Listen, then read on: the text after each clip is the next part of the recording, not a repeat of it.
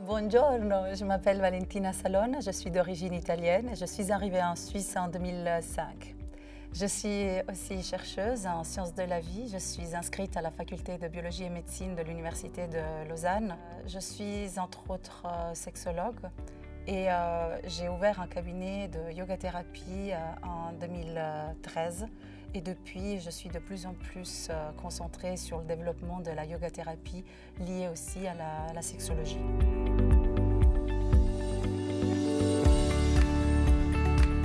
La yoga-thérapie en Occident récupère l'espace pour la parole, ce qui n'est pas le cas par exemple dans le yoga classique. Et j'utilise en fait l'approche occidentale de la yoga-thérapie, de cette capacité à pouvoir verbaliser les pensées qui s'inscrivent dans le corps pour pouvoir soigner tous les aspects sexuels ou sexo-corporels qui n'ont pas été assumés ou intégrés par la personne. Un bon yoga-thérapeute transpire la joie de vivre.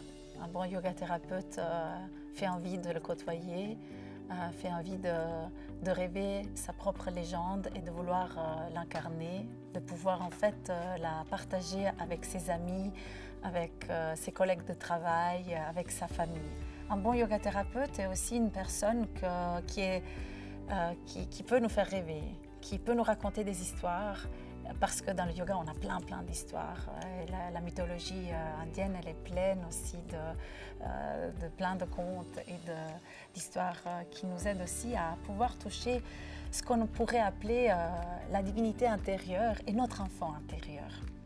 Les demandes de soins que je reçois régulièrement en cabinet sont plutôt relatives au cancer du sein et au cancer des ovaires ou bien des problèmes d'infertilité. Dans le thème du cancer, les soins qu'on peut appliquer, c'est typiquement des visualisations, des respirations, des méditations guidées qui accompagnent le patient à pouvoir se réapproprier d'une nouvelle histoire de son expérience pathologique, notamment du cancer. Parmi les soins, il y a aussi l'utilisation de certaines postures spécifiques qui vont être aussi adaptées à la corporalité de la personne. Et typiquement, par exemple, on va commencer à voir comment la personne ouvre son cœur, si elle a tout simplement appris à lever les bras vers le ciel et à pouvoir s'ouvrir vers l'arrière.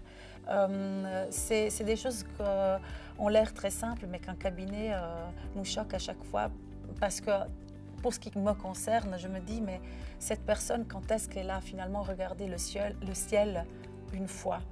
Et par exemple, typiquement, ce genre de conseils, allez marcher à la montagne, promenez-vous à pieds nus au bord du lac ou dans une forêt, c'est étonnant, mais c'est des conseils que les gens veulent entendre. Buvez plus d'eau, par exemple, faites plus l'amour. C'est tous des conseils qu'une personne atteinte de cancer a oubliés, en fait, et qui a envie de retrouver, puisque ce qu'elle cherche, à fin de compte, c'est la simplicité de sa vie, c'est la simplicité de sa personne et de retrouver le bonheur dans les petits moments.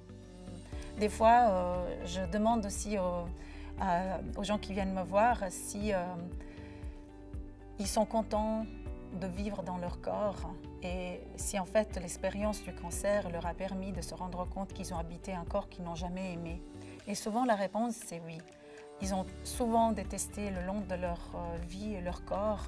Ils l'ont habité par obligation puisque c'était la donnée de base, mais ils n'ont pas appris à l'aimer, ils n'ont pas appris à le chérir, à le caresser, à en être curieux.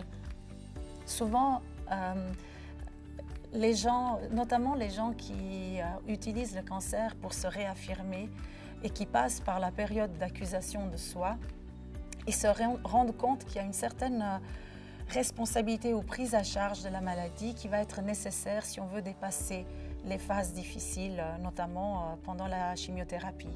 Et c'est là où le conseil qui a l'air banal, genre aller respirer de l'air frais, au bord du lac peut devenir quelque chose d'extrêmement important puisqu'on se rend compte que les gens ont perdu contact avec la nature et puis évidemment avec leur corps, avec leur respiration, leur souffle.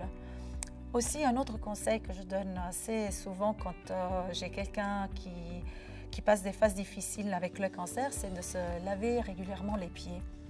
C'est un conseil que mon père, par exemple, me donnait quand j'étais petite. Donc, ma mère m'aidait à me brosser les dents et mon père me rappelait de me rincer les pieds avant d'aller au lit. Pourquoi? Parce que on remet à terre les énergies corporelles, on rétablit une connexion avec l'énergie tellurique de la Terre et tout simplement on dort mieux.